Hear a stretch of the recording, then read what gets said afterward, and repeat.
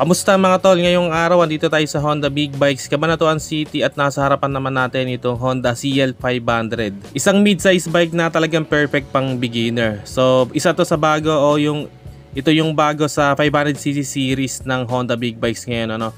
So kamakina nito yung CBR 500R, yung Rebel 500 and yung CB500F at yung CB500X. So may similarity yung itsura nito sa Rebel 500 mga tol.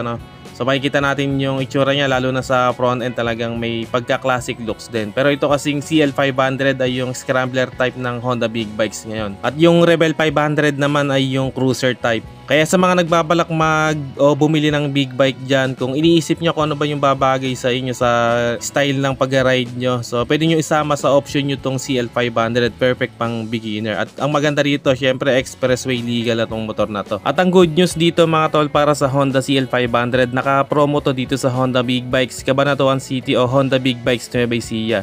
So ang SRP nito ay 409,000 pesos and ang promo price niya ay 369,000 pesos. So nakaless kayo dito ng 40,000 kapag kukunin nyo siya ng cash. At syempre pwede nyo rin ako i-PM sa Facebook page natin, Vince Motovlog, para ma-assist ko din kayo. So ano nga ba yung meron dito sa Honda CL500?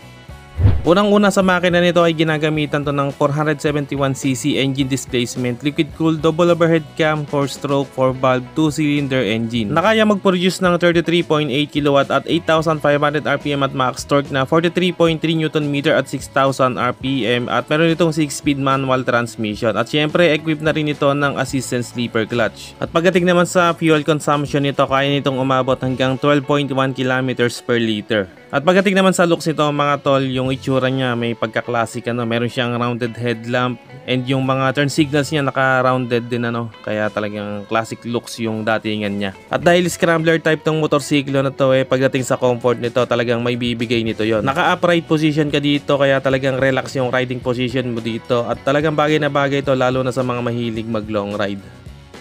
Pagdating naman dito sa front end niya mga tol, yan makikita natin mga rounded shape yung headlight niya and yung turn signals. So talagang napaka-classic ng datingan niya. At ang maganda rito, LED na lahat ng ginamit na ilaw dito. And talagang may pagkakahawig siya dun sa kapatid niya na Honda Rebel 500. And dito naman sa front suspension niya, yan meron siyang protection dito, meron siyang boots So maganda rin yan para dito sa front shock natin mas tatagal yung buhay niya.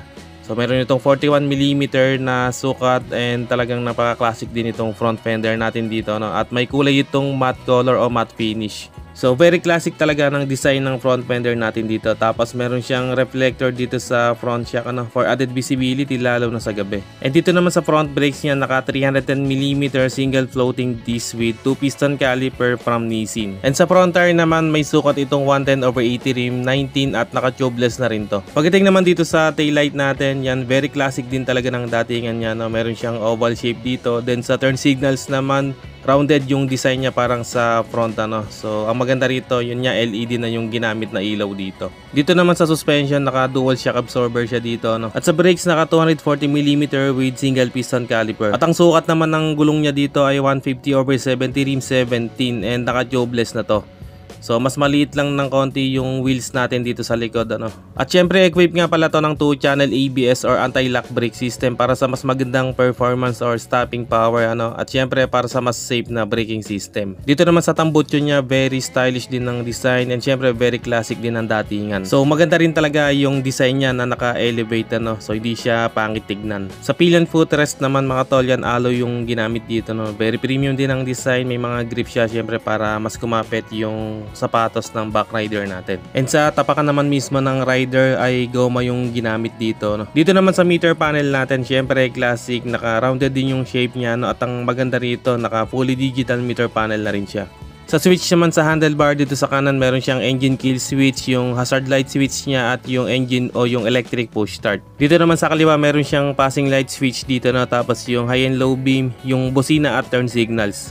Pagdating naman sa susiyan niya, dito siya nakapwesto mga tol sa left side niya sa baba ng tangke. Dito naman sa fuel tank natin, so halos pareho lang siya ng tangke ng Rebel 500 So may sukat itong 12.2 liters fuel tank capacity. Tapos may nakakabit na rin siyang tank grip dito Sa upo naman niya, syempre very premium din ng design niya at syempre classic din yung datingan. So yun na itsura niya mga tol yung pinakaupuan ng rider natin. And maganda rin yung cover na ginamit, hindi siya madulas. Pagdating naman sa seat height nito, may sukat itong itong 790mm. So hindi siya ganun kataas ano, kaya bagay na bagay talaga sa mga beginner. And pagdating naman sa timbang, may bigat itong 190 kilograms. So yun ang update natin para dito sa Honda CL500. Sa mga interesado, pwede kayo mag-PM sa Facebook page natin, Vince Motovlog. Hanggang dito na lang muna mga tol, kung umabot ka sa part ng video na to, and sa solid viewers natin dyan, maraming salamat mga tol sa panonood. And syempre sa mga bago pa lang sa channel na to, huwag kalimutang mag-subscribe at paki-on na rin ang notification bell para ma-notify kapag may bago tayong upload. At meron din tayong Facebook page, paki-like and follow na rin. Maraming salamat mga tol, always ride safe and God bless.